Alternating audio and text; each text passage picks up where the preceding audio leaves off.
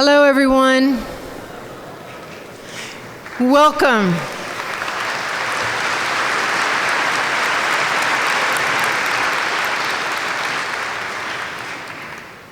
Welcome to the third lecture in the Simon Fraser University President's Dream Colloquium on the topic of civil disobedience in the context of climate change and a dysfunctional democracy.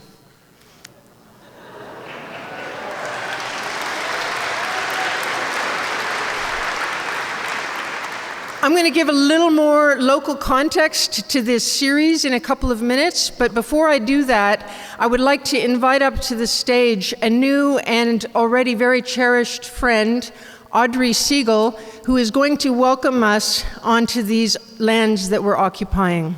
Audrey.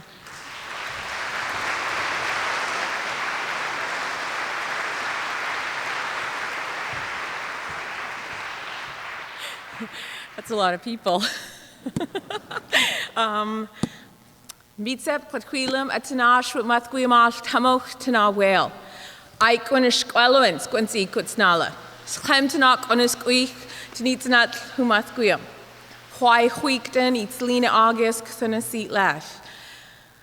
This is the language of my ancestors. We've spoken this language since the first sunrise, as long as we've been here. It's called Hunkaminum. It's the language of a couple different areas, including Musqueam, where that's the land we're on right now. Translates into welcome to the traditional unceded land of the Musqueam people.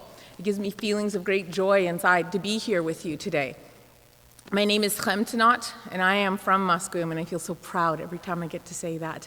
And I am the granddaughter of the late Stephen and Selena August. And apropos of the topic for today, we can say this anywhere in the world. It is sacred, this Indian land, and the rights that go along with it for the indigenous people and everybody else who settled onto it are important. And we need to be united. We need to be indivisible. We need to be focused and have honest, accurate information about what is going on and what is being hidden from us. Because there is so much that is being hidden. Our rights have been stripped away from us systematically for a couple of decades, and a lot of people are asleep at the wheel about it. But tonight, here, in this group of, I'm told, 1,200 people, I don't think there's a single, I think everyone here is wide awake. And it makes me proud to stand here with you, to stand in a church, to speak my language, to do an acknowledgement of whose land this still is, in the most humble and respectful way, because it means a lot. It means a lot to have a respect for my culture. It means a lot for me to feel welcome and invited to be here, because this is a sign of the changes that are coming. And there is an important change that is happening now.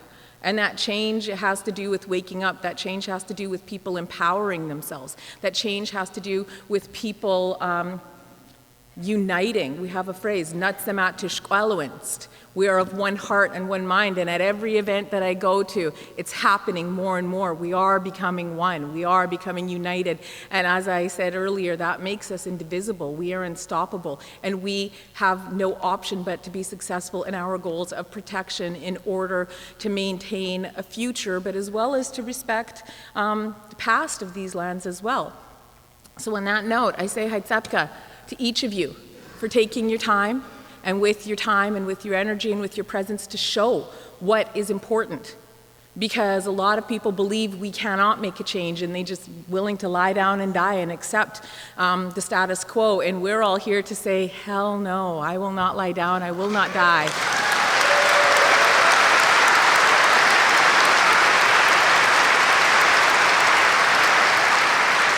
So in our important and often hard and dangerous and even more often fun work to completely decimate that status quo for everybody's benefit, we stand together to do that. And in that we can say, Stamachsen, I am a warrior, because everybody here tonight, you are a warrior. You are using You're using your voices and your presence today to say that, and to have somebody like Chris Hedges and Stephen and everybody else who's here to kind of set the tone of how we move forward. We're really lucky and blessed. So to finish the welcome, there's a song that goes with it, and it just jumped right out of my head. Okay, I remember. It is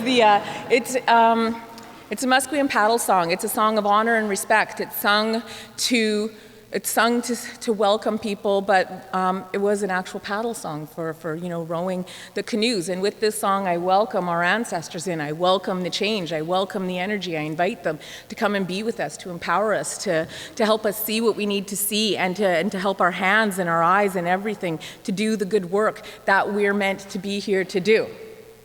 So again, Haitsepka. Hiyo, hiyo, hiyo, hiyo, hiyo,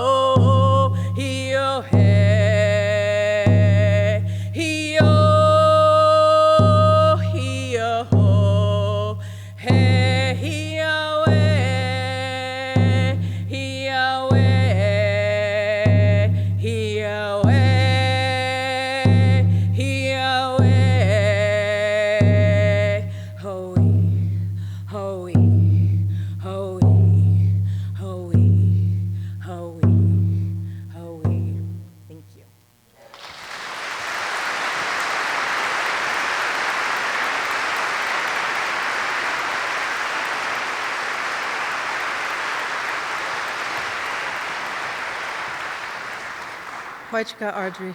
Thank you. Thank you also, Audrey, for setting the tone and grounding us all in the sacred significance of the important topics that we have to talk about tonight. I'm just going to give about a 3 or 4 minute context, the local context for the series. Steve and I started planning this series about 2 years ago. We were both concerned that our society was losing touch with the significance and the importance and the respectable role of civil disobedience in a democracy. And we were also concerned that we saw accelerating dissent and more frequent civil disobedience in the context of both our provincial and our federal governments pushing ahead with fossil fuel infrastructure projects against the will of many of us. So in response to that, we began planning this series, but little did we know how very much in the middle of it we would land before the series began. So as many of you may know, last fall, Stephen and I were named in a lawsuit by Kinder Morgan for protesting. We were sitting peacefully in a public park on Burnaby Mountain, and the two of us like to write, and we were publishing articles that said that we were willing to do civil disobedience. So for publicly publishing those words that we were willing to do civil disobedience, not that we had done it, we were sued by Kinder Morgan. So I was shocked. We were all shocked. We were really shocked. That could happen in Canada. And I think everyone in the room is probably aware of Bill C-51, the so-called anti-terrorist bill that is before the House now. And many of you may also know of the recent RCMP report that was leaked to the media. And in that report, the RCMP is reporting to the Government of Canada their concern that these protesters are more and more frequently crossing the line from peaceful protest into direct action such as civil disobedience. Elizabeth May has repeatedly asked Stephen Harper in the House, are people who do civil disobedience terrorists? He won't answer her. So this is a pretty chilling situation, and this is basically our local environment, and we have to think now, where do we go from here? And there's lots of different directions. We need protest on every front. And now it's my pleasure to introduce you to my friend and colleague with whom I organized this series, Stephen Collis. Thanks, Dave. Great job. I think maybe, am I live here? You can hear me? Yeah. Oh, good. Hopefully it wasn't while I was down there whispering and things like that. I don't think so.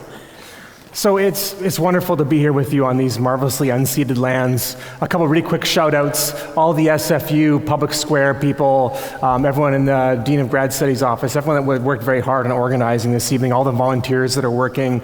Paperhound bookstore, a wonderful independent small Vancouver bookshop that is selling Chris's books somewhere out there. I'm not quite sure if it's in there. They're amazing. If you don't know Paperhound on Pender Street, you should get there sometime and check them out. Yeah, Paperhound. Oh, and I was going to do a shout out too to the Graduate Liberal Studies program at SFU, who are also focused on marvelous public events like this and in bringing people, adults, back into the education system to start changing the world with us. All right. All resistance must recognize that the corporate coup d'etat is complete. We must not waste our energy trying to reform or appeal to systems of power. This does not mean the end of resistance, but it does mean very different forms of resistance. So writes Chris Hedges, near the end of The Death of the Liberal Class. Hedges is never one to beat around the bush or sugarcoat his analysis. And this is one of his real values as a thinker. We don't go to Hedges to be uplifted or for glimmers of inextinguishable hope. We can't even use the word hope, Hedges has said, until we begin to confront reality. The confrontation with contemporary socio-political reality, irreversible climate change driven forward by a willfully self-destructive, greedy, and self-deluded fossil fuel industry, a political system completely corrupted and dominated by the wealthiest and most powerful individuals and corporations, a media servant of those same individuals and corporations, interested only in diversion and furthering our most cherished illusions of freedom and democracy. This is Hedges' terrain. Quote, "The mania for hope is a kind of sickness because it prevents us from seeing how dire and catastrophic the situation is if we don't radically reconfigure our relationship to each other and to the ecosystem." End quote. So if not hope, what then? Stephen Jenkinson, kind of a palliative care guru, says hope prevents us from adequately grieving for what we have lost. And I do think we have some serious grieving to do. But we also don't have a lot of time. Recently, speaking on a panel on Naomi Klein's book, This Changes Everything, I picked up on Audrey Siegel's suggestion, her suggestive connection between women's bodies and the land. The Alberta tar sands, I said, is a murdered and missing landscape. Every day, we are creating more such landscapes. Is hope even something to look for in this situation? Hedges, following Augustine, recommends hope's two beautiful daughters, anger and courage. And this is where Hedges actually offers a kind of hope, the hope of our potential social rage, our potentially undyingly resistant hearts, the still stokable fire of moral outrage, the way we can sometimes actually feel solidarity burning deep in our bellies. Here's Hedges, once again near the end of the death of the liberal class. Quote, "The media, the arts, scholarship, and political and social movements must become conduits for unvarnished moral outrage and passion." End quote. Maybe what Hedges has to offer us in his many books, his tireless public lectures and media appearances, isn't so much hope as it is a call of and for moral outrage, a call to resistance, a call to follow hope's more interesting and potent daughters, anger and courage. The call to resistance, English philosopher Howard Cahill notes, performs a capacity to resist, which, once declared, is actualized. To listen to Chris Hedges is to hear that call and to actualize it in our listening. It's a pleasure to introduce him this evening. Please join me in welcoming Chris to these unceded territories.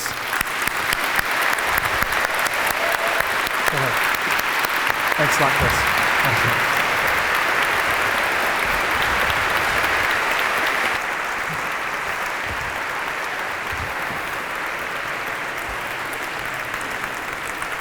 Thank you very much. I have two connections to Canada, one of them to Vancouver. My wife, of course, is Canadian, and my daughter's at UBC, although she's doing a year abroad in France. So she was spared being dragged to hear me speak. I think many of us who care about climate change look to you as the front line, the gravity, not only for Canada, but finally for the planet, of not shutting down the tar sands, of not stopping the Kinder Morgan Trans Mountain Pipeline expansion and the Enbridge Northern Gateway is truly catastrophic. And we have to come up here and join you. But the only thing left that we have as a tool to halt the death of the ecosystem and finally the extinction of the human species are our bodies.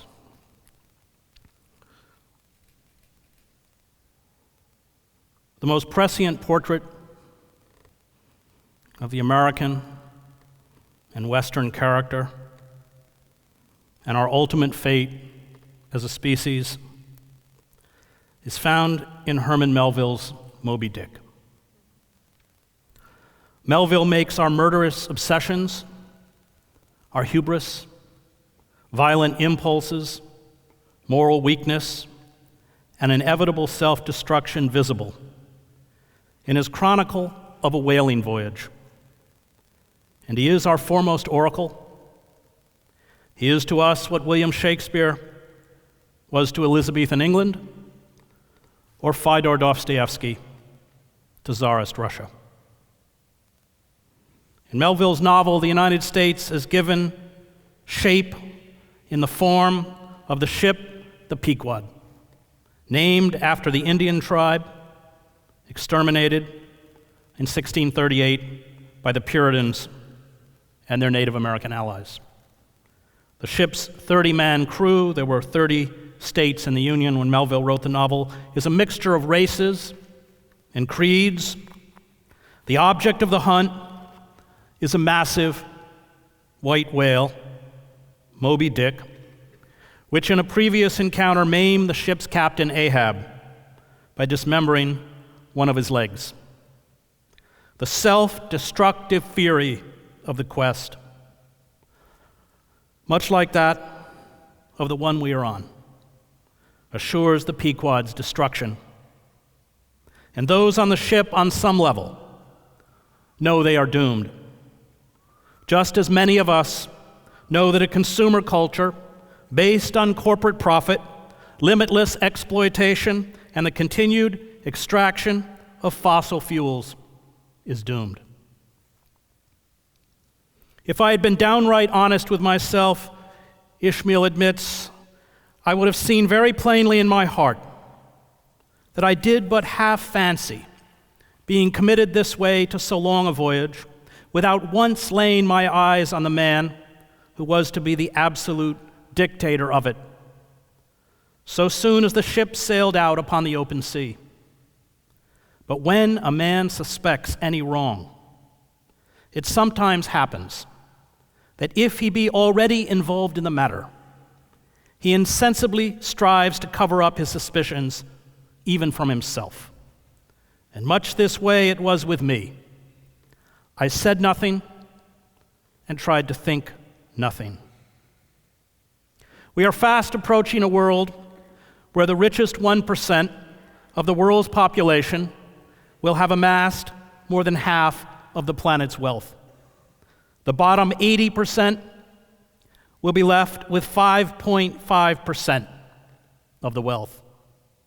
Our financial system, like our participatory democracy, is a mirage.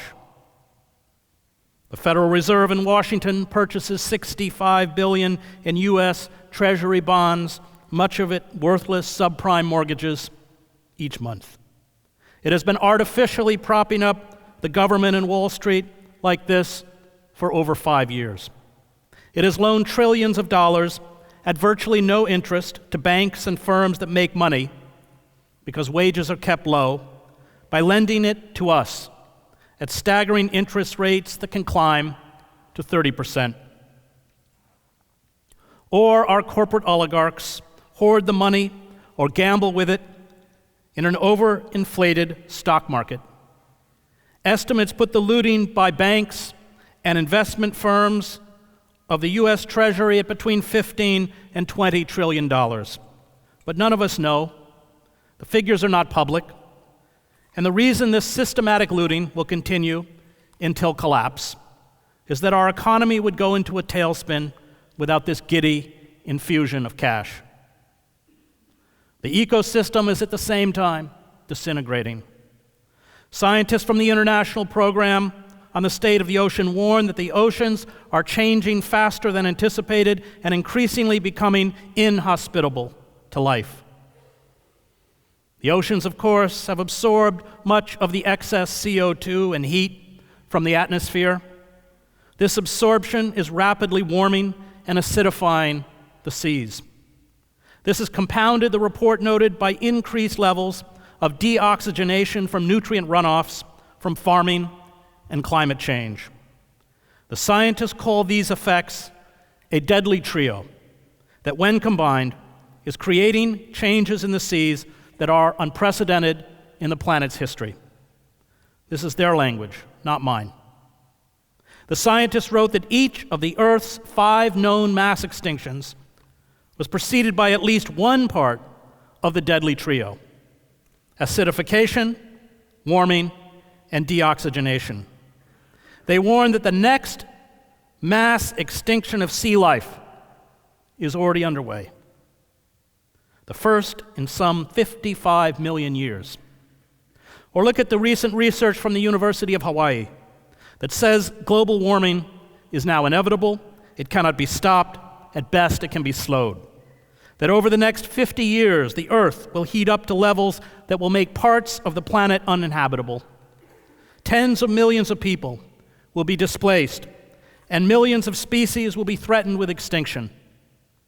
The report cast doubt that cities on or near coasts, such as New York or London, will endure.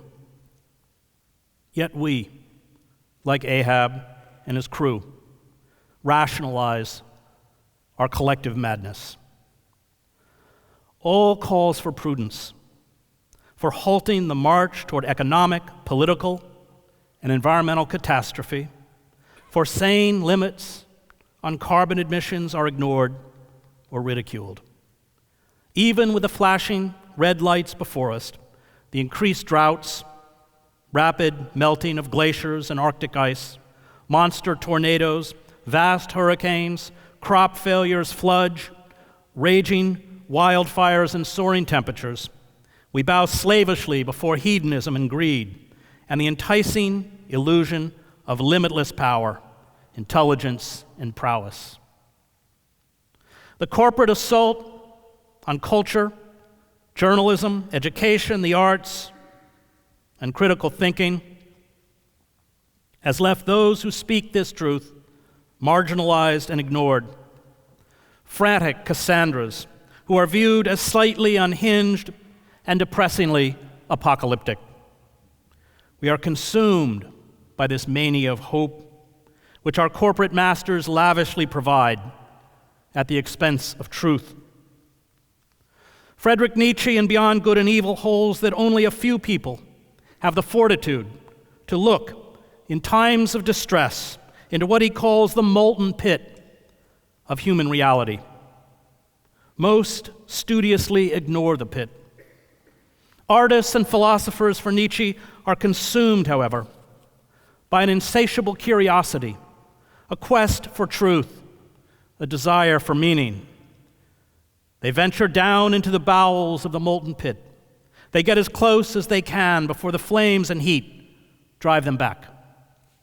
This intellectual and moral honesty, Nietzsche wrote, comes with a cost. Those singed by the fire of reality become burnt children, he wrote, eternal orphans in empires of illusion. Decayed civilizations always make war on independent intellectual inquiry, art, and culture for this reason. They do not want the masses to look into the pit. They condemn and vilify the burnt people. They feed the human addiction for illusion, happiness, and hope. They peddle the fantasy of eternal material progress. They urge us to build images of ourselves to worship. They insist, and this is the argument of globalization, that our voyage is, after all, decreed by natural law. And we have surrendered our lives to corporate forces that ultimately serve systems of death. We ignore and belittle the cries of the burnt people. And if we do not swiftly and radically reconfigure our relationship to each other, as well as to the ecosystem, microbes look set to inherit the earth. Clive Hamilton, in his Requiem for a Species, Why We Resist the Truth About Climate Change, describes a dark relief that comes from accepting that catastrophic climate change is virtually certain. This obliteration of false hopes, he says, requires an intellectual knowledge and an emotional knowledge. The first is attainable. The second, because it means that those we love, including our children, are almost certainly doomed to insecurity, misery, and suffering within a few decades, if not a few years, is much harder to acquire. To emotionally accept impending disaster, to attain the gut-level understanding that the power elite will not respond rationally to the devastation of the ecosystem, is as difficult to accept as our own mortality. And the most daunting existential struggle of our time is to ingest this awful truth intellectually and emotionally and rise up to resist the forces that are destroying us.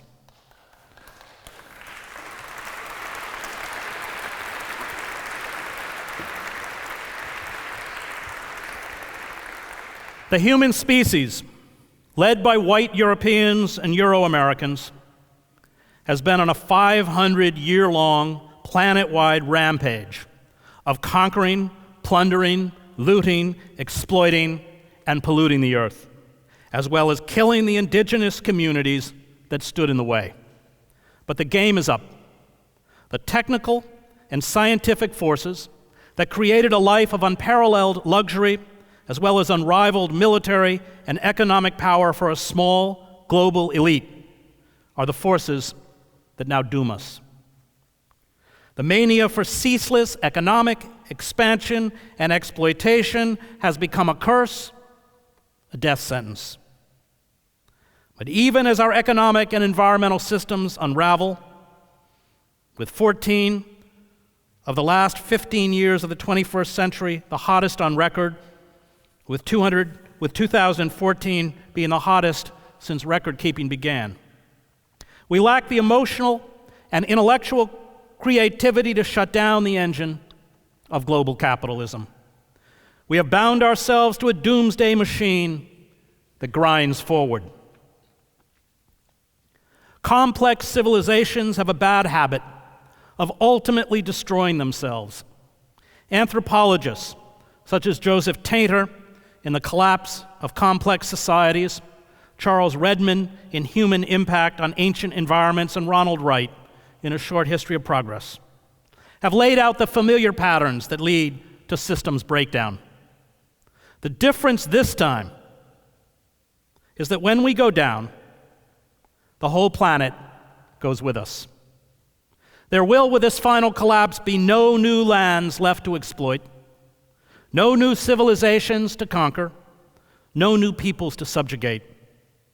The long struggle between the human species and the earth will conclude with the remnants of the human species learning a painful lesson about unrestrained greed, hubris, and idolatry.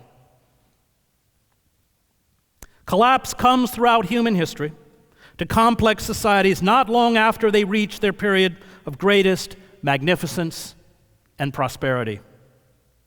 One of the most pathetic aspects of human history is that every civilization expresses itself most pretentiously, compounds its partial and universal values most convincingly, and claims immortality for its finite existence, at the very moment when the decay which leads to death has already begun, Reinhold Niebuhr wrote. That pattern holds good for a lot of societies, among them the ancient Maya, the Sumerians, of what is now southern Iraq. And there are many other examples, including small-scale societies such as Easter Island. The very things that cause societies to prosper in the short run, especially new ways to exploit the environment, such as the invention of irrigation, lead to disaster in the long run because of unforeseen complications.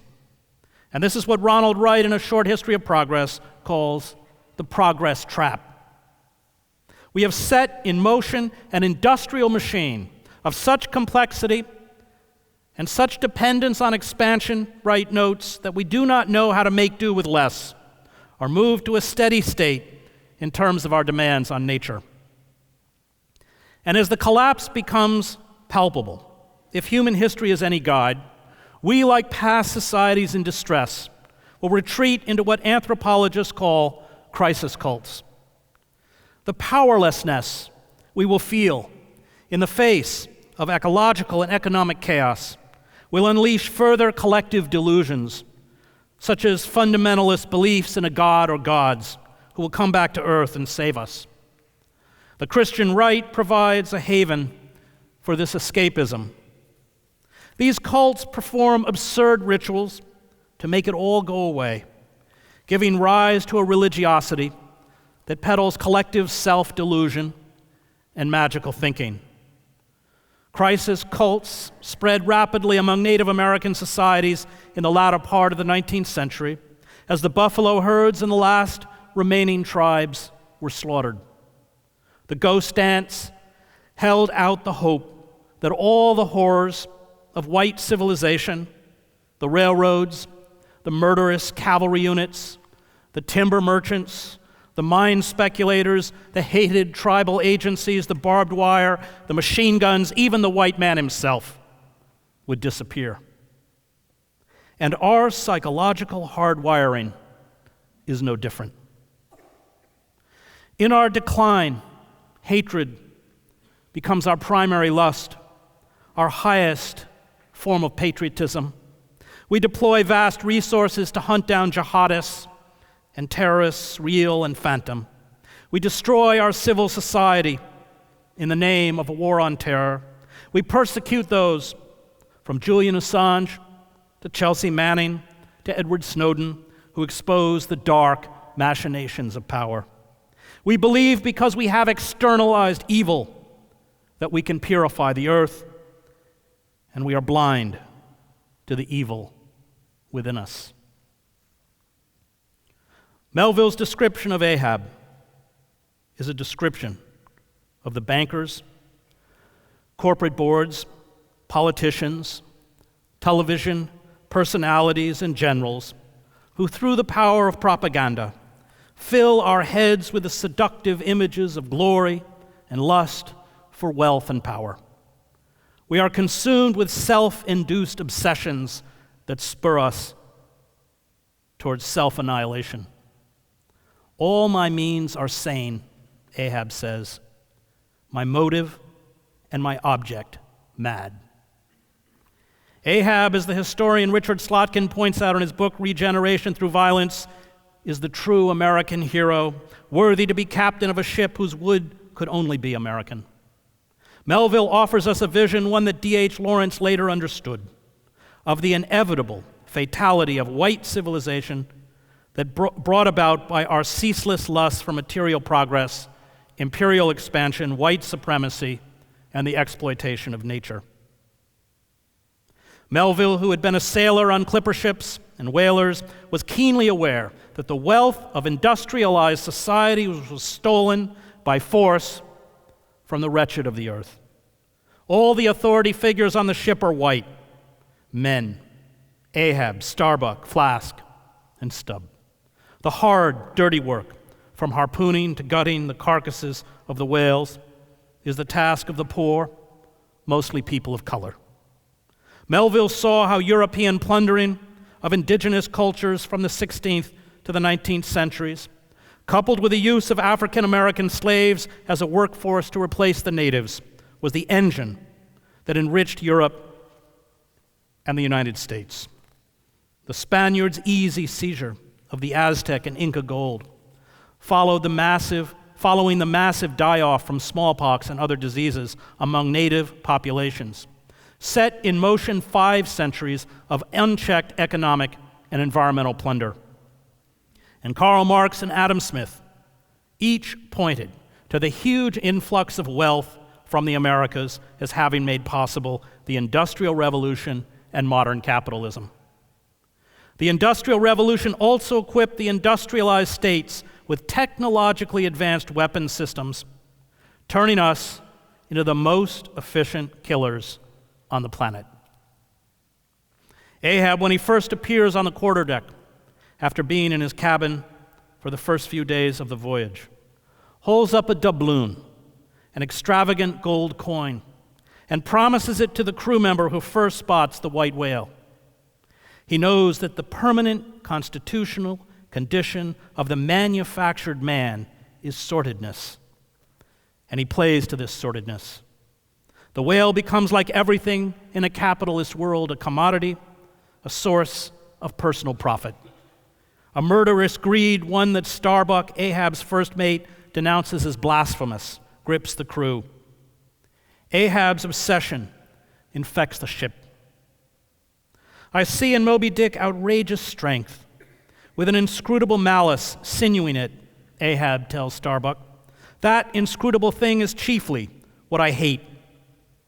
And be the white whale agent or the white whale principal, I will wreak that hate upon him. Talk not to me of blasphemy, man. I'd strike the sun if it insulted me. Ahab conducts a dark mass, a Eucharist of blood and violence on the deck with the crew. He orders the men to circle around him. He makes them drink from a flagon that is passed from man to man, filled with draughts hot as Satan's hoof. Ahab tells the harpooners to cross their lances before him. The captain grasps the harpoons and anoints the ship's harpooners, Queequeg, Tashtego, and Dago, his 3 pagan kinsmen. He orders them to detach the iron sections of their harpoons and fill the sockets with the fiery waters from the pewter. Drink ye harpooners, drink and swear, ye men that man the deathful whaleboat's bow. Death to Moby Dick. God hunt us all if we do not hunt Moby Dick to his death. And with a crew bonded to him in his infernal quest, he knows that Starbuck is helpless amid the general hurricane. Starbuck now is mine, Ahab says, cannot oppose me now without rebellion. The honest eye of Starbuck, Melville wrote, fell downward. The ship, described as a hearse, was painted black. It was adorned with the gruesome trophies of the hunt, festooned with the huge teeth and bones of sperm whales. It was, Melville writes, a cannibal of a craft, tricking herself forth in the chaste bones of her enemies. The fires used to melt the whale blubber at night turned the Pequod into a red hell. And our own raging fires, leaping up from the tar stands, from oil refineries, from the explosions of our ordnance across the Middle East, bespeak our Stygian heart.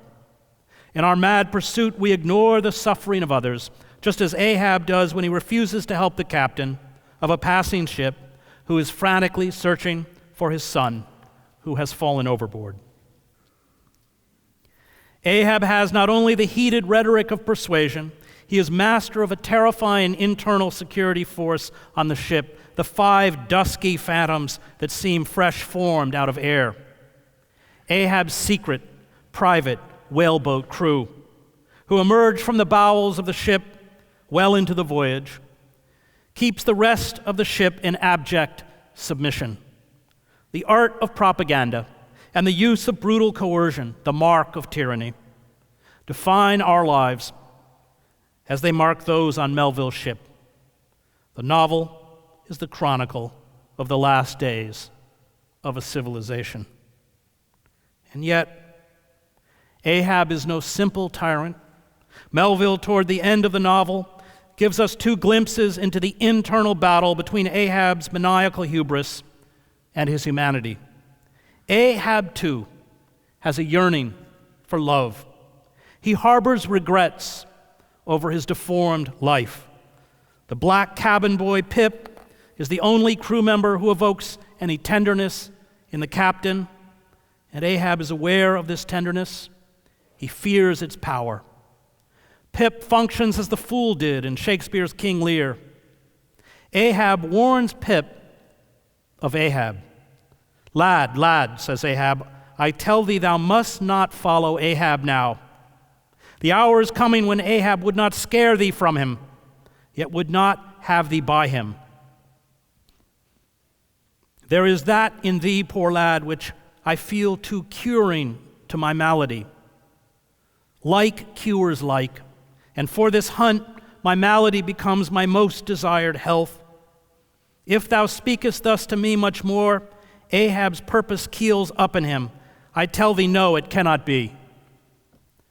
A few pages later, untottering Ahab stood forth in the clearness of the morn, lifting his splintered helmet of a brow to the fair girl's forehead of heaven. From beneath his slouched hat, Ahab dropped a tear into the sea. Nor did all the Pacific contain such wealth as that one wee drop. Starbuck approaches him. Ahab, for the only time in the book, is vulnerable. He speaks to Starbuck of his 40 years on a pitiless sea, the desolation of solitude it has been. Why this strife of the chase? Why weary and palsy the arm at the oar and the iron and the lance? How the richer or better is Ahab now? He thinks of his young wife. I widowed that poor girl when I married her, Starbuck, and of his little boy. About this time, yes, it is his noon nap now. The boy vivaciously wakes, sits up in bed, and his mother tells him of me, of cannibal old me, how I am abroad upon the deep, but will yet come back to dance with him again. Ahab's thirst for dominance, vengeance, and destruction, however, overpowers these faint regrets of lost love and thwarted compassion. Hatred wins. What is it, Ahab finally asks? What nameless, inscrutable, unearthly thing is it? What cozening, hidden lord and master, and cruel, remorseless emperor commands me, that against all my natural lovings and longings, I so keep pushing and crowding and jamming myself on all the time? Melville knew that physical courage and moral courage are distinct. One can be brave on a whaling ship or a battlefield, yet a coward when called on to stand up to human evil. Starbuck elucidates this peculiar division. The first mate is tormented by his complicity in what he foresees as Ahab's impious end. Starbuck, while generally abiding firm in the conflict with seas or winds or whales, or any of the ordinary irrational horrors of the world, yet cannot withstand those more terrific because spiritual terrors, which sometimes menace you from the concentrating brow of an enraged and mighty man. And so we plunge forward in our doomed quest to master the forces that will finally smite us. Those who see where we are going to often lack the fortitude to rebel. Mutiny was the only salvation for the Pequod's crew, and it is our only salvation. But moral cowardice turns us into hostages. I am reading and rereading the debates among some of the great radical thinkers of the 19th and 20th centuries about the mechanisms of social change. These debates were not academic. They were frantic searches for the triggers of revolt. Lenin placed his faith in a violent uprising, a professional, disciplined, revolutionary vanguard freed from moral constraints, and like Marx, in the inevitable emergence of the worker state. Pierre-Joseph Proudhon insisted that gradual change would be accomplished as enlightened workers took over production and educated and converted the rest of the proletariat. Mikhail Bakunin predicted the catastrophic breakdown of the capitalist order, something we are likely to witness in our lifetimes, and new autonomous worker federations rising up out of the chaos. Peter Kropotkin, like Proudhon, believed in an evolutionary process that would hammer out the new society. And Emma Goldman, along with Kropotkin, came to be very wary of both the efficacy of violence and the revolutionary potential of the masses. The mass, Goldman wrote bitterly toward the end of her life, echoing Marx, clings to its masters, loves the whip, and is the first to cry, "Crucify." The revolutionists of history counted on a mobilized base of enlightened industrial workers. The building blocks of revolt, they believed, relied on the tool of the general strike, the ability of workers to cripple the mechanisms of production. Strikes could be sustained with the support of political parties, strike funds, and union halls. Workers without these support mechanisms had to replicate the infrastructure of parties and unions if they wanted to put prolonged pressure on the bosses and the state. But now, with the decimation of the US and Canadian manufacturing base, along with the dismantling of our unions and opposition parties, we will have to search for different instruments of rebellion. We must develop a revolutionary theory that is not reliant on the industrial or agrarian muscle of workers. Most manufacturing jobs have disappeared, and of those that remain, few are unionized. Our family farms have been destroyed by agribusinesses. Monsanto and its Faustian counterparts on Wall Street rule, and they are steadily poisoning our lives and rendering us powerless. The corporate leviathan, which is global, is freed from the constraints of a single nation, state, or government. Corporations are beyond regulation, beyond control. Politicians are too anemic, or more often too corrupt, to stand in the way of the accelerating corporate destruction. This makes our struggle different from revolutionary struggles in industrial societies in the past. Our revolt will look more like what erupted in the less industrialized Slavic republics, Russia, Spain, and China, and uprisings led by a disenfranchised rural and urban working class and peasantry in the liberation movements that swept through Africa and Latin America. The dispossessed working poor, along with unemployed college students and graduates, unemployed journalists, artists, lawyers, teachers, and indigenous communities, will form our movement. This is why the fight to raise the minimum wage is crucial to uniting service workers with the alienated, college-educated sons and daughters of the old middle class. Bakunin, unlike Marx, considered déclassé intellectuals essential for successful revolt. In the end, it is not the poor who make revolutions. It is those who conclude that they will not be able, as they once expected, to rise economically and socially. This consciousness is part of the self-knowledge of service workers, fast food workers, and other low-wage workers. It is grasped by the swelling population of college graduates, caught increasingly in a vice of low-paying jobs and rising debt. These two groups, once united, will be our primary engines of revolt. Much of the urban poor has been crippled and in many cases broken by a rewriting of laws, especially drug laws in the United States, that has permitted courts, probation officers, parole boards, and police to randomly seize poor people of color without just cause and lock them in cages for years. In many of our most impoverished urban centers, what Malcolm X called our internal colonies, mobilization, at least at first, will be difficult. The urban poor are largely in chains, and these chains are being readied for the rest of us. The law, in its majestic equality, forbids rich and poor alike to sleep under bridges, beg in the streets, or steal bread, Anatole France commented acidly. Erica Chenoweth and Maria Stephan examined 100 years of violent and nonviolent resistant movements in their book, Why Civil Resistance Works.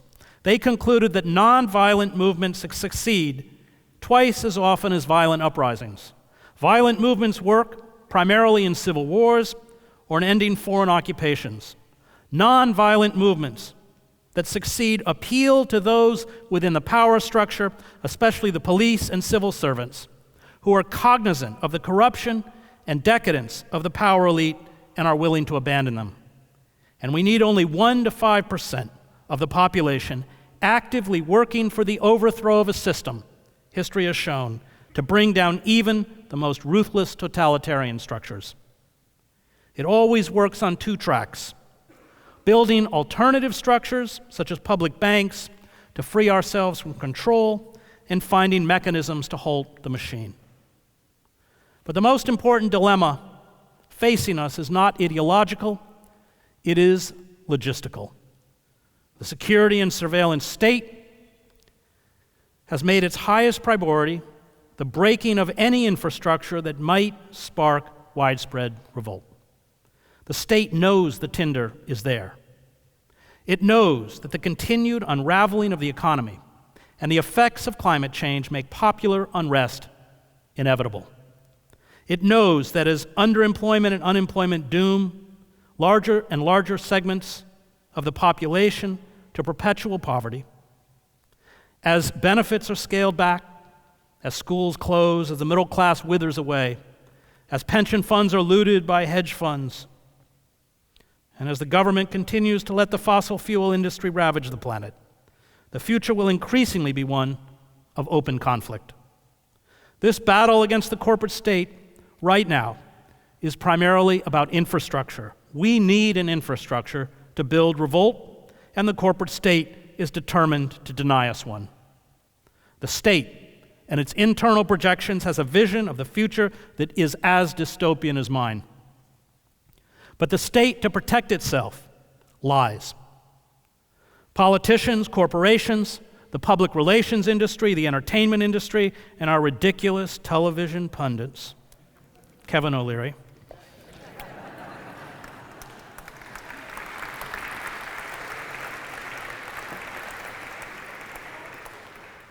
speak as if we continue to build a society based on limitless growth, profligate consumption, and fossil fuel.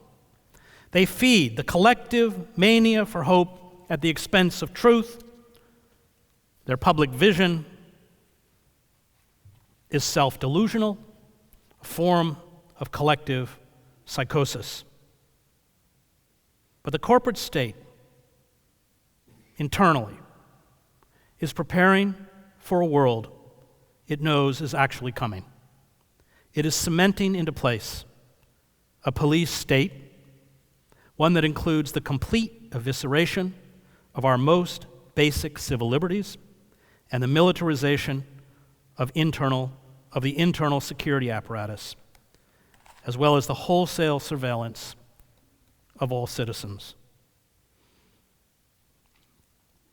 Moby Dick rams and sinks the Pequod. The waves swallow up Ahab and all who followed him except one. A vortex formed by the ship's descent collapses, and the great shroud of the sea rolled on as it rolled 5,000 years ago. As the planet begins to convulse with fury, as the senseless greed of limitless capitalist expansion implodes the global economy, as our civil liberties are eviscerated in the name of national security, shackling us to an interconnected security and surveillance apparatus that stretches from Moscow to Istanbul to New York. How shall we endure? How shall we resist? Our hope lies in the human imagination. It was the human imagination that permitted African Americans during slavery and the Jim Crow era to transcend their physical condition. It was the human imagination that sustained Sitting Bull and Black Elk as their land was seized and their cultures were broken. And it was the human imagination that allowed the survivors in the Nazi death camps to retain the power of the sacred. It is the human imagination that makes possible transcendence, chants, work songs, spirituals, the blues, poetry, dance, and art converged under slavery to nourish and sustain this imagination. These were the forces that, as Ralph Ellison wrote, we had in place of freedom. Now, the oppressed would be the first, for they know their fate, to admit that on a rational level such a notion is absurd. But they also know that it is only through the human imagination that they can survive. Jewish inmates in Auschwitz reportedly put God on trial for the Holocaust and then condemned God to death. A rabbi stood after the verdict to lead everyone in evening prayers. African Americans, Native Americans, indigenous communities for centuries had little control over their destinies. Forces of bigotry and violence kept them subjugated by whites. Suffering for the oppressed was tangible. Death was a constant companion. And it was only their imagination, as William Faulkner noted at the end of The Sound and the Fury, that permitted them, unlike the novel's white Compson family, to endure. The theologian James Cone captures this in his book, The Cross and the Lynching Tree. Cone says that for oppressed blacks, the cross was a paradoxical religious symbol because it inverts the world's value system with the news that hope comes by way of defeat, that suffering and death do not have the last word, that the last shall be first and the first last. Cone continues that God could make a way out of no way in Jesus' cross was truly absurd to the intellect, yet profoundly real in the souls of black folk. Enslaved blacks who first heard the gospel message seized on the power of the cross. Christ crucified manifested God's loving and liberating presence in the contradictions of black life. That transcendent presence in the lives of black Christians that empowered them to believe that ultimately, in God's eschatological future, they would not be defeated by the troubles of this world, no matter how great and painful their suffering. Believing this paradox, this absurd claim of faith, was only possible in humility and repentance. There was no place for the proud and the mighty, for people who think that God called them to rule over others. The cross was God's critique of power, white power, with powerless love, snatching victory out of defeat. Reinhold Niebuhr labeled this capacity to defy the forces of oppression as a sublime madness in the soul. Niebuhr wrote that nothing but madness will do battle with malignant power and spiritual wickedness in high places. This sublime madness, as Niebuhr understood, is dangerous, but it is vital. Without it, truth is obscured. And Niebuhr also knew that traditional liberalism was a useless force in moments of extremity. Liberalism, Niebuhr said, lacks the spirit of enthusiasm, not to say fanaticism, which is so necessary to move the world out of its beaten tracks. It is too intellectual and too little emotional to be an effective force in history. The prophets in the Hebrew Bible had this sublime madness. The words of the Hebrew prophets, as Abraham Heschel wrote, were a scream in the night. While the world is at ease and asleep, the prophet feels the blast from heaven. The prophet, because he or she saw and faced an unpleasant reality, was, as Heschel wrote, compelled to proclaim the very opposite of what his or her heart expected. Primo Levi, in his memoir, Survival in Auschwitz, tells of teaching Italian to another inmate, Jean Samuel, in exchange for lessons in French. Levi recites to Samuel from memory Canto 26 of Dante's The Inferno. It is the story of Ulysses' final voyage. We cheered, but soon that cheering turned to woe. For then a whirlwind born from the strange land battered our little vessel on the prow. 3 times the boat and all the sea were whirled, and at the 4th, to please another's will, the aft tipped in the air. The prow went down until the ocean closed above our bones. He has received the message, Levi wrote of his friend and what they shared in Dante. He has felt that it has to do with him, that it has to do with all who toil, and with us in particular. Levi goes on. It is vitally necessary and urgent that he listen, that he understand, before it is too late. Tomorrow, he or I might be dead, or we might never see each other again.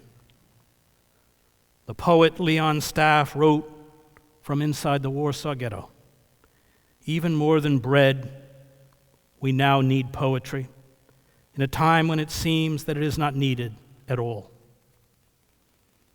It is only those who harness their imagination and through their imagination find the courage to peer into the molten pit who can minister to the suffering of those around us. It is only they who can find the physical and psychological strength to resist. Resistance is not carried out for its success. It is carried out because by resisting, we find we affirm life.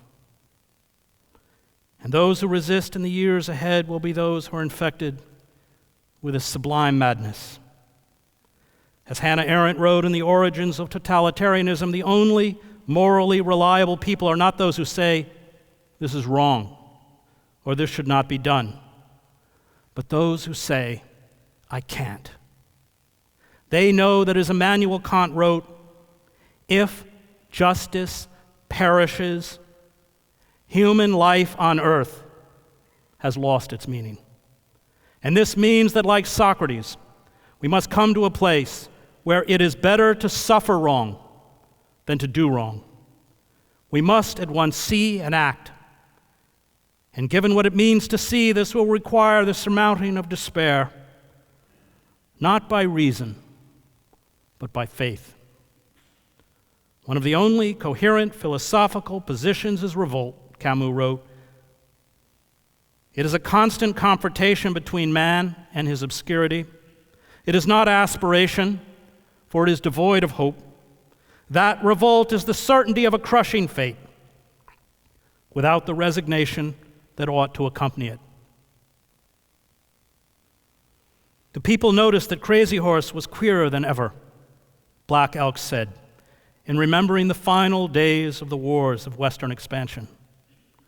He went on to say of the great Sioux warrior, he hardly ever stayed in the camp. People would find him out alone in the cold, and they would ask him to come home with them. He would not come, but sometimes he would tell the people what to do. People wondered if he had ate anything at all. Once my father found him out alone like that, and he said to my father, "Uncle, you have noticed me the way I act, but do not worry. There are caves and holes for me to live in, and out here the spirits may help me. I am making plans for the good of my people." Homer, Dante, Beethoven, Melville, Dostoevsky, Proust, Joyce, Auden, Dickinson, James Baldwin, along with artists such as the sculptor David Smith or the photographer Diane Arbus or the blues musician Charlie Patton, all had it. It is the sublime madness that lets one sing, as bluesman Ishman Bracey did in Hines, Mississippi. I've been down so long, Lord, down, don't worry me. And yet, in the midst of his imagination, also lie the absurdity and certainty of divine justice. I feel my hell arising every day. I feel my hell arising every day. Someday it'll burst this levee and wash the whole wide world away. Shakespeare's greatest heroes and heroines, Prospero, Antony, Juliet, Rosalind, Hamlet, Cordelia, Lear, all have this sublime madness. King Lear, who through suffering and affliction, through human imagination, is finally able to see, warns us that the unbridled human passion and unchecked hubris means the suicide of the species. It will come, Albany says in Lear. Humanity must perforce prey on itself like monsters of the deep. It was the poems of Federico Garcia Lorca that sustained the Republicans fighting the fascists in Spain. Music, dance, drama, art, song, painting have been the fire and drive of resistant movements. The rebel units in El Salvador, when I covered the war, always traveled with musicians and theater troupes.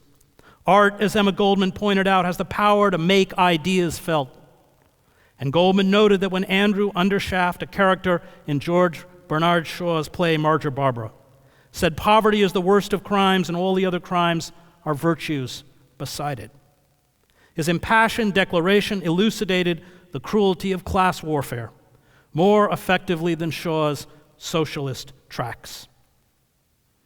The degradation of education into vocational training for the corporate state, the ending of state subsidies for the arts and journalism, the hijacking of these disciplines by corporate sponsors, sever the population from understanding, self-actualization, and transcendence. In aesthetic terms, the corporate state seeks to crush beauty, truth, and imagination. And this is the war waged by all totalitarian systems. Culture, real culture, is radical and transformative. It is capable of expressing what lies deep within us. It gives words to our reality. It makes us feel as well as see. It allows us to empathize with those who are different or oppressed, and it reveals what is happening around us. It honors mystery. The role of the artist then precisely is to illuminate that darkness, blaze roads through the vast forest, James Baldwin wrote, so that we will not in all our doing, lose sight of its purpose, which is, after all, to make the world a more humane dwelling place. Ultimately, the artist and the revolutionary function as they function and pay whatever dues they must pay behind it, because they are both possessed by a vision, and they do not so much follow this vision as find themselves driven by it, Baldwin wrote. Otherwise, they could never endure, much less embrace the lives they are compelled to lead. I do not know if we can build a better society. I do not even know if we will survive as a species. But I know these corporate forces have us by the throat, and they have my children by the throat. I do not fight fascists because I will win. I fight fascists because they are fascists. And this is a fight which, in the face of the overwhelming forces against us, requires us to embrace this sublime madness, to find in acts of rebellion the embers of life, an intrinsic meaning that lies outside of certain success. It is to at once grasp reality and then refuse to allow this reality to paralyze us. It is, and I say this to people of all creeds and no creeds, to make an absurd leap of faith, to believe, despite all the empirical evidence around us, that the good always draws to it the good, that the fight for life goes somewhere, we do not know where. The Buddhists call it karma.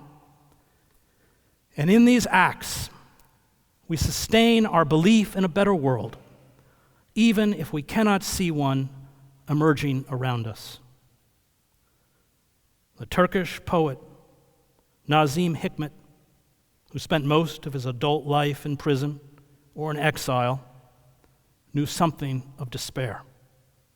But he knew something, too, of resistance, of that rebellious spirit which must define us in times of terrible oppression and woe, if we are to remain fully human. Any act of resistance is its own eternal triumph. Hikmet captured this in his poem, On Living. Living is no laughing matter. You must live with great seriousness. Like a squirrel, for example, I mean without looking for something beyond and above living. I mean living must be your whole occupation. Living is no laughing matter. You must take it seriously, so much so and to such a degree that, for example, your hands tied behind your back to the wall, or else in a laboratory in your white coat and safety glasses, you can die for people, even for people whose faces you've never seen, even though you know living is the most real, the most beautiful thing. I mean, you must take living so seriously that even at 70, for example, you'll plant olive trees, and not for your children either, but because although you fear death, you don't believe it, because living, I mean, weighs heavier. Let's say we're seriously ill, need surgery, which is to say we might not get up from the white table. Even though it's impossible not to feel sad about going a little too soon, we'll still laugh at the jokes being told. We'll look out the window to see if it's raining, or still wait anxiously for the latest newscast. Let's say we're at the front for something worth fighting for, say. There, in the first offensive on that very day, we might fall on our face, dead. We'll know this with a curious anger, but we'll still worry ourselves to death about the outcome of the war, which could last years. Let's say we're in prison, and close to 50.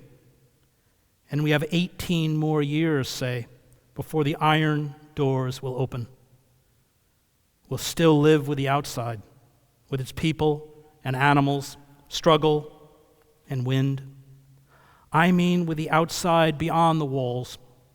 I mean however and wherever we are, we must live as if we will never die.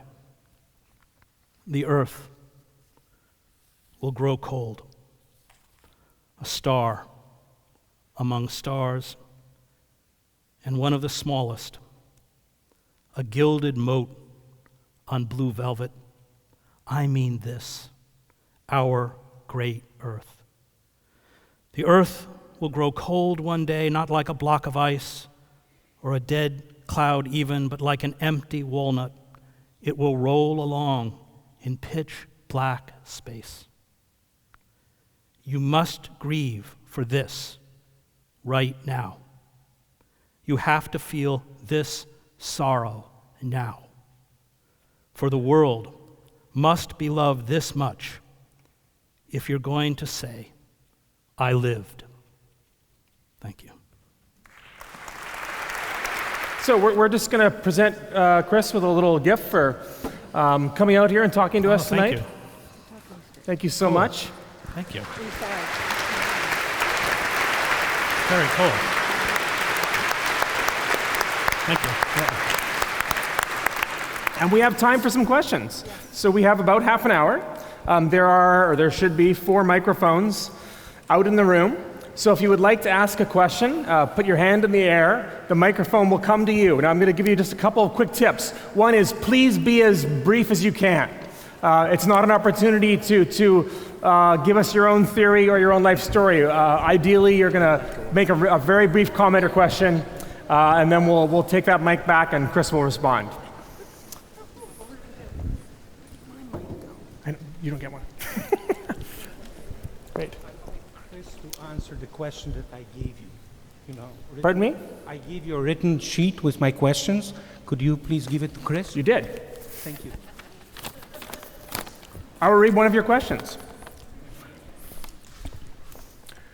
We know very well that Washington is owned stock, lock, and barrel by the Wall Street Mafia. Washington, corrupt to the core, exists to do Wall Street's bidding, while the Wall Street kleptocratic oligarchy, very good, is sucking life out of America like a giant vampire squid. It was Benito Mussolini who gave name to the corporate takeover of the state, fascism. The question is, how do we see the end game to the existing situation? Will it be a third world war as outlined in the fourth turning? Well, we're going to do the one question. Well, that's the quote from Matt Taibbi's great book, Griftopia, on Goldman Sachs. Revolutionary movements throughout history come in waves. And I fall down on my knees every night and hope that it started in Greece.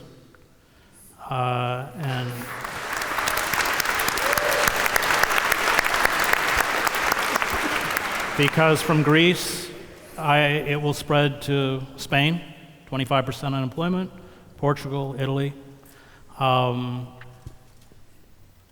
And I hope that contagion, that realization that I think most of the Greek population has grasped that the system doesn't work on our behalf, will be one that we will be able to replicate. The economy in the United States is far worse than in Canada. I mean, we now have half of all American citizens living in a state of either poverty or near poverty. We don't have the social safety net that you have in Canada. The other thing about American culture, unlike Canadian culture, is that it's we are a deeply violent society. And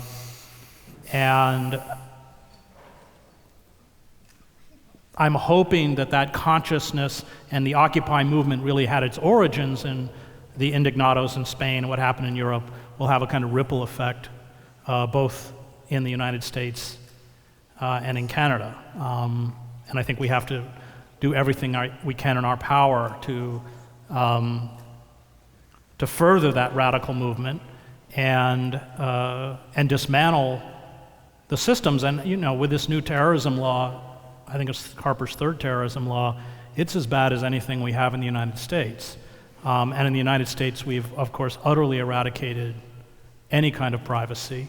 One of the things that we saw in the Occupy movement, I don't know if this has happened in Canada, but because people communicated electronically, in the aftermath, the state knew precisely who were the engines of the movement, and they have repeatedly been hauled into court and given felony charges. They make them plea out usually, but that you plea out with a 5-year probation, which means you can't do any activism for 5 years, or you'll have to serve a 7-year sentence.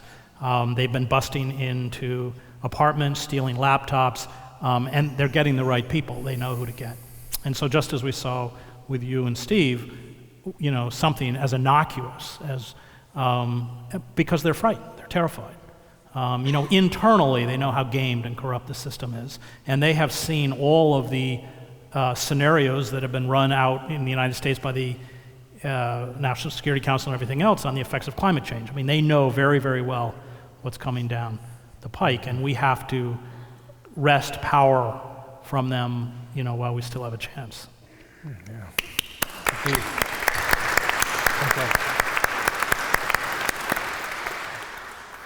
This is a question from Twitter.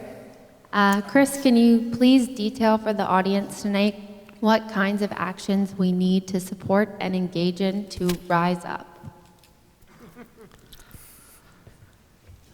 Everything from personal choices, which is why I became a vegan.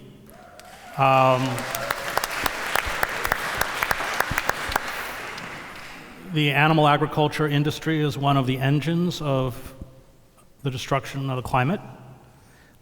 So that's a very personal choice. Building sustainable communities. The more that you can remove yourself from the wider consumer culture, the more you have the capacity to resist. And we have to begin to pull people into the streets in large numbers. And actually Canada's been pretty good at this, both with First Nations peoples, with the student movement in Quebec, because it has to be sustained resistance. That's all we have left, is putting our bodies in the street. That's it. And there isn't much time. So I think in terms of making personal choices, those are some. Local farmers markets and all of this is important. And building a community that gives you enough energy and support in order to carry out resistance. I don't like going to jail. It's more time than I care to donate to the U.S. government. But I don't think we have any choice left.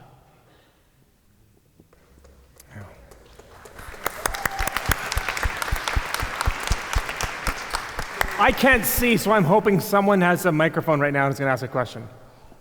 I can't see up there.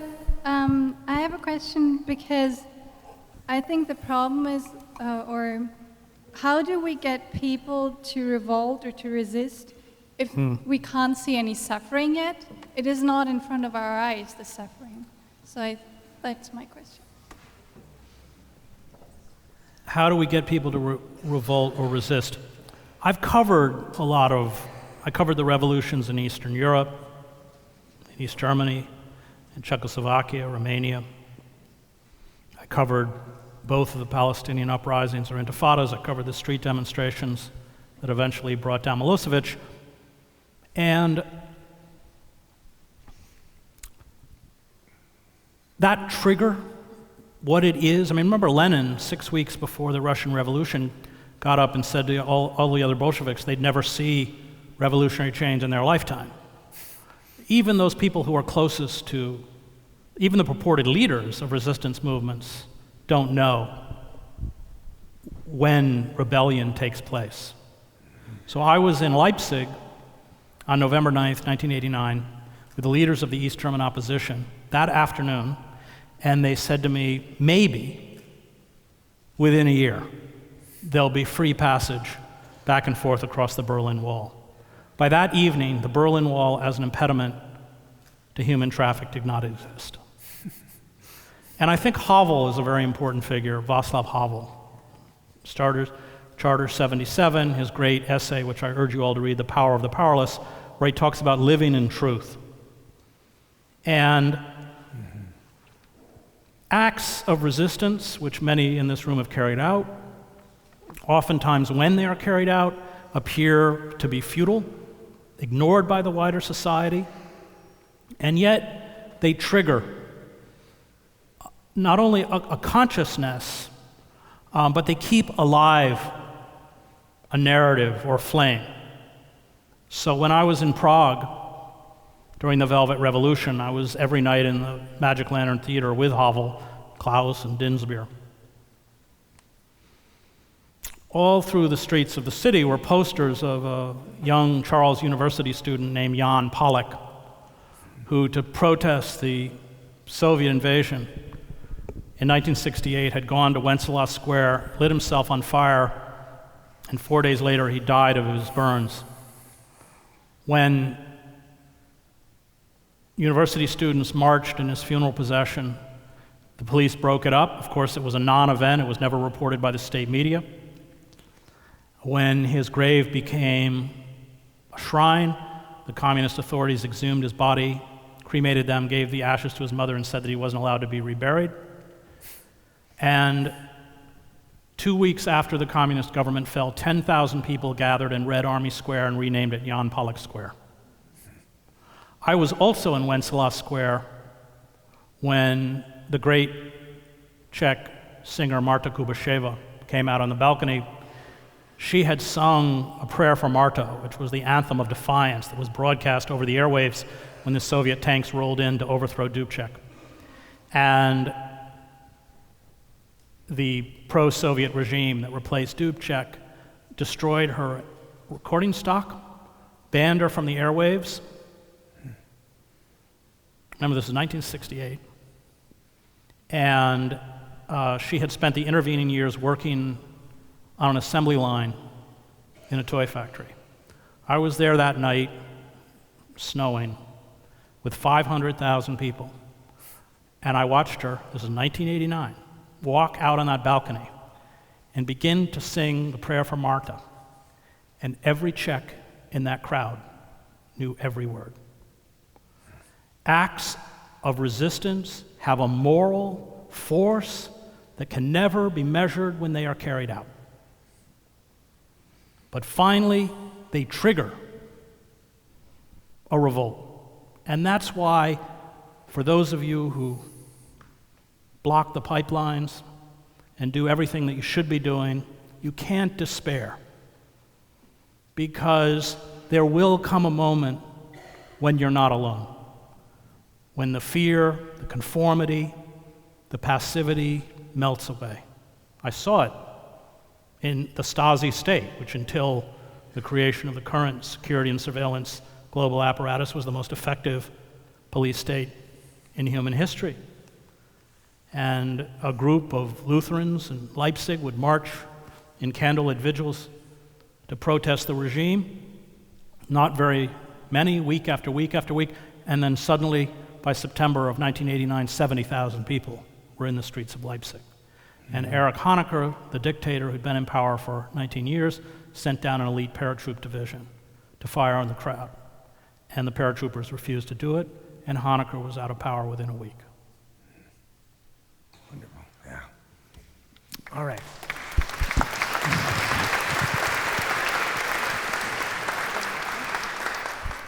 As someone who spent a lot of time in Muslim countries, I'd be interested in your thoughts about what I find a very worrying amount of rhetoric in your country, and we're starting to see in this country with the current government we have, of this anti-Muslim rhetoric, scapegoating, if you will, of Muslims. And I find this a very worrying trend, and I just wonder what your thoughts are on that. Yeah, it's terrifying because it's a complete refusal to grasp what we've done over the last 12 or 13 years. I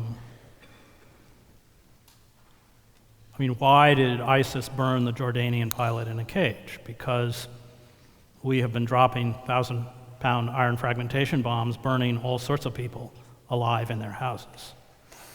We have beheaded far more people, including children, through our militarized drones and our airstrikes that ISIS has ever beheaded.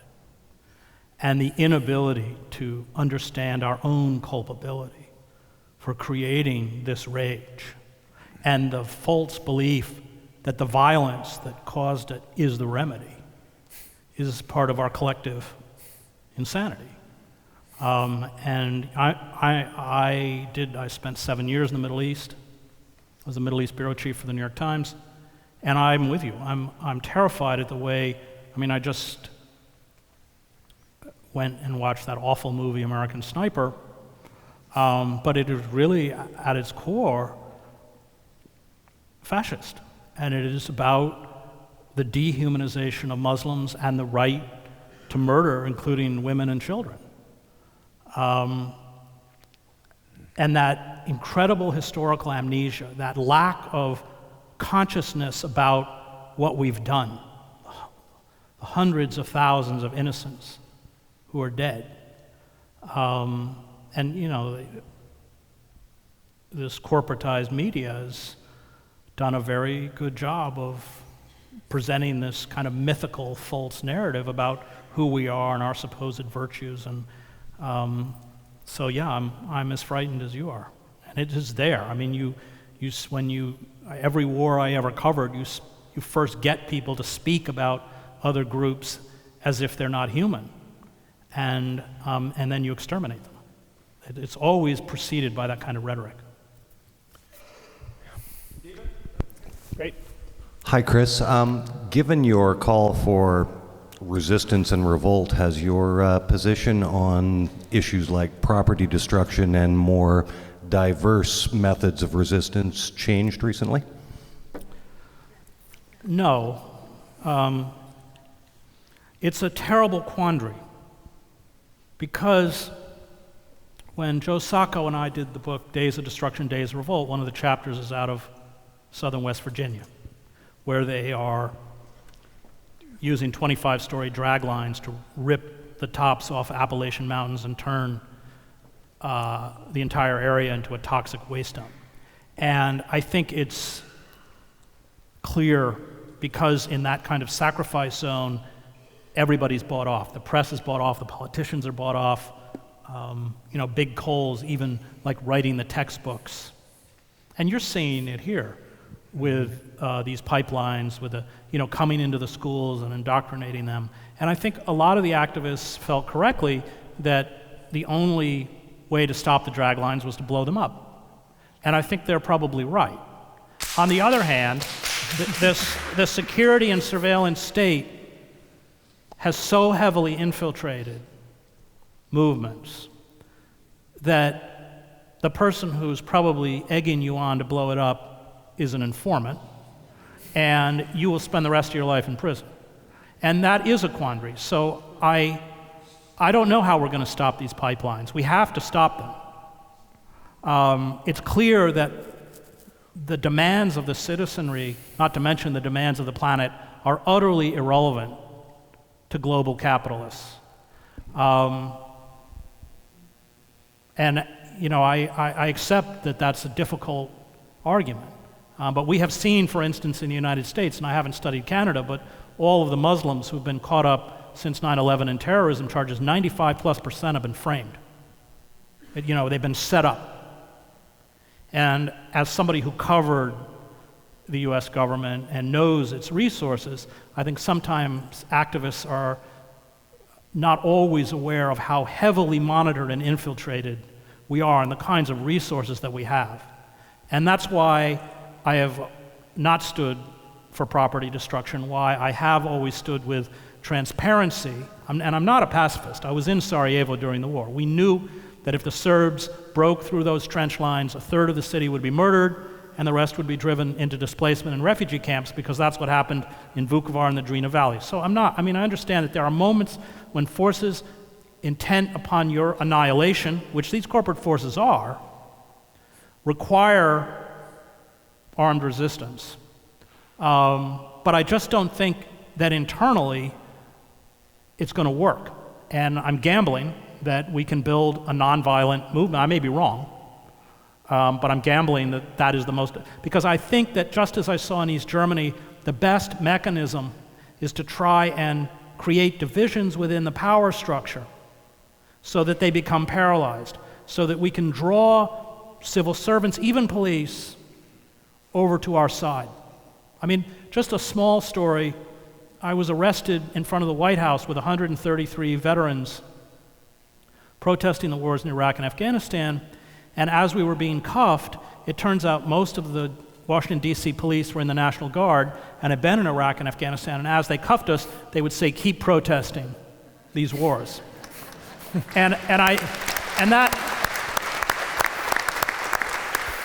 That's what I'm hoping for, but I'm not naive enough to tell you it's going to work. I'm gambling that I hope it will.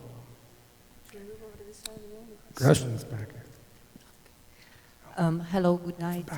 Thank you for standing up and speaking up. You say the only thing we have left is to put our bodies on the street, but you have put yourself up with your suit against the Obama administration, and I would like have an update on that, and also I want to thank you for that. Yes, she's referring to a court case called Hedges versus Obama, where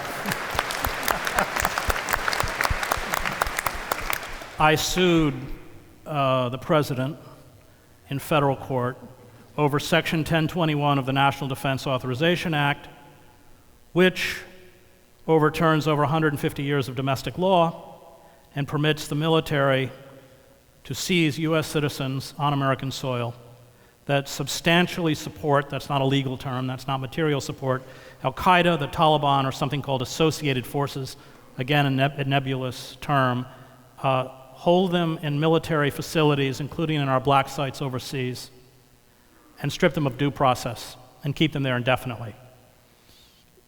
And we won in federal court. And then every national security lawyer in the government descended on the appellate court, the Second Circuit, which was above. It was kind of a fascinating moment because the judge issued a temporary injunction, meaning that the law was no longer in effect.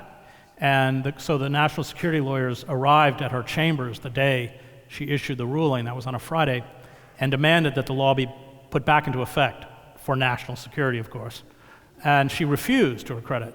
And so at 9 a.m. on Monday morning, they went to the higher court, the appellate court, which is right below the Supreme Court, and demanded the same thing. And unfortunately, this appellate court agreed.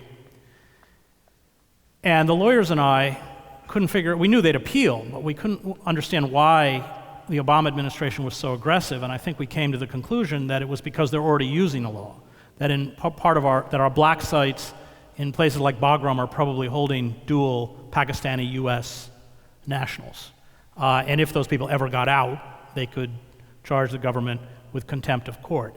And what they did legally, and this is probably not unfamiliar within your own legal system, is the courts were in a kind of quandary because it's clearly unconstitutional to strip a citizen of due process and use the military to carry out, in essence, extraordinary rendition on the streets of American cities.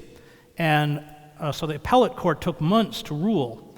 And what they did is waited. I was also a plaintiff in a Supreme Court case called Clapper versus Amnesty International, where we had challenged the government's wholesale security surveillance. Now, this is before the Snowden revelations, and the government got up in court and said that our fear that we were being monitored was speculation.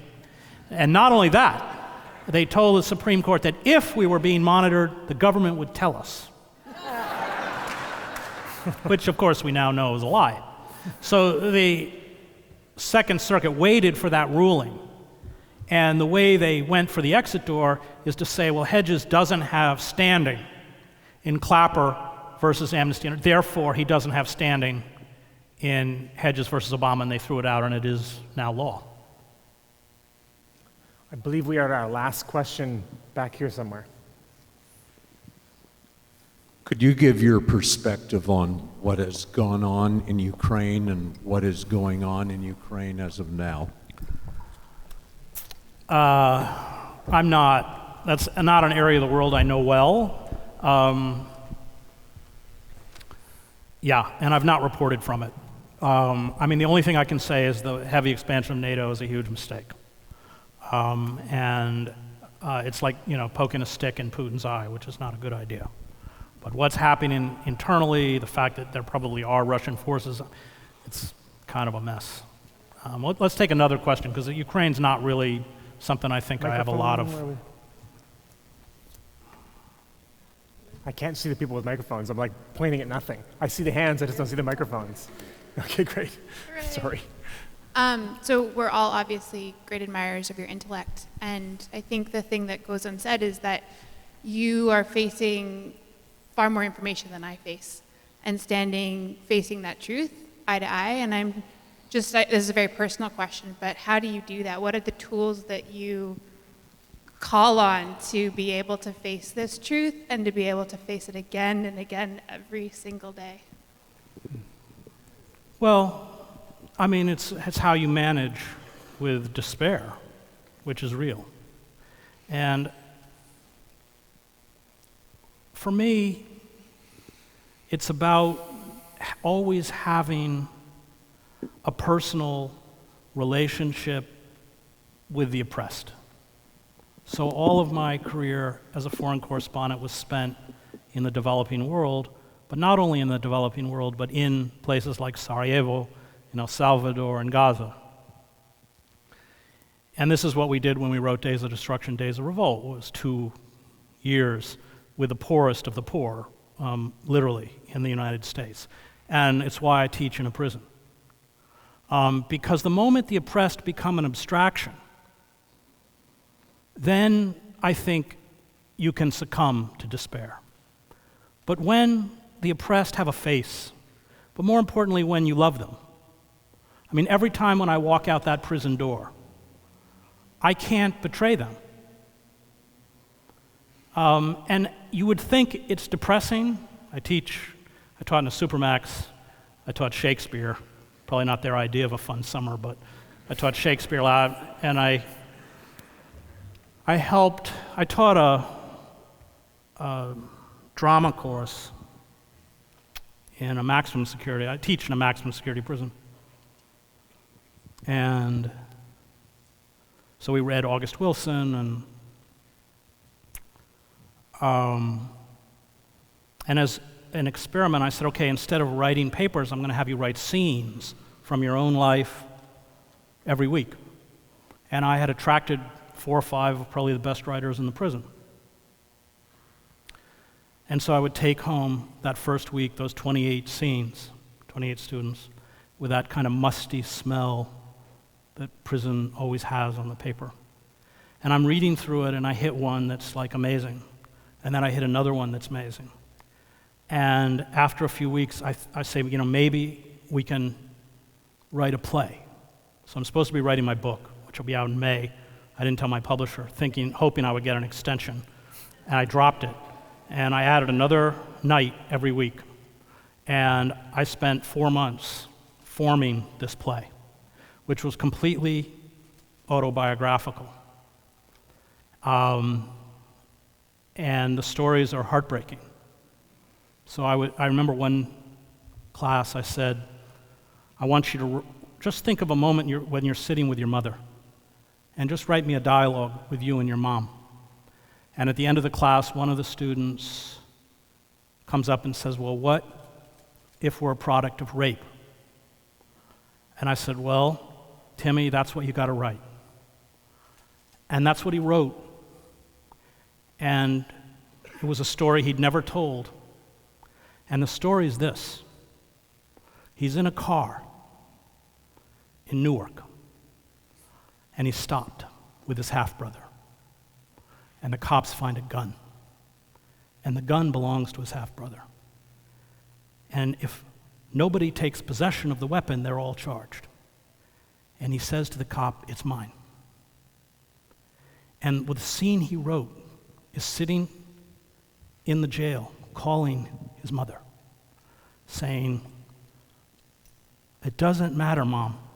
I was never supposed to be here anyway. You have the child you love." And when he got up and read this, and we couldn't read it, we couldn't perform it in the prison because it's incendiary. I brought in Cornel West and James Cone, who I quoted tonight, who I admire immensely, as my audience. And when they finished reading, I looked around and said, "Where's Timmy?" And they said, "He's in the men's room." And I went down and found him, and I look like a munchkin next to all these guys because all they do is lift weights. And he's, seated in a corner, shaking and weeping. And we had read August Wilson's great play, Joe Turner, Come and Gone, which is set in a boarding house in Pittsburgh in 1910 in the aftermath of slavery, when broken African-American families are trying to reconstitute their families. And there's a conjurer in the play named Joe Loomis who keeps telling them that these people will not be whole until they find their song. And on the last class, I had that play. And before all my students left, they signed the front page. And I said, "This is your song." And I said, "I don't know anything about producing a play, but when I walk out of these prison walls, I'm going to take it to every director in New York. And in January, it'll be produced in New York."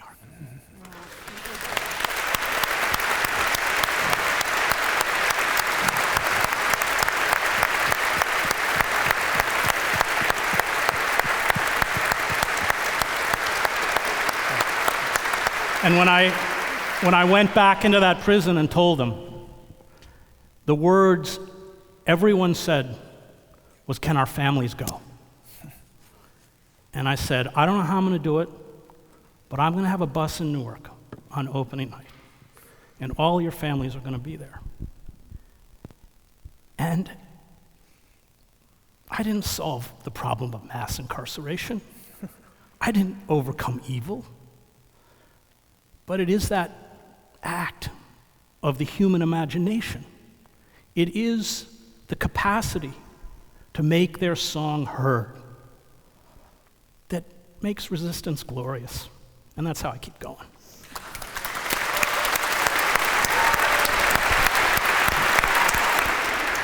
Okay.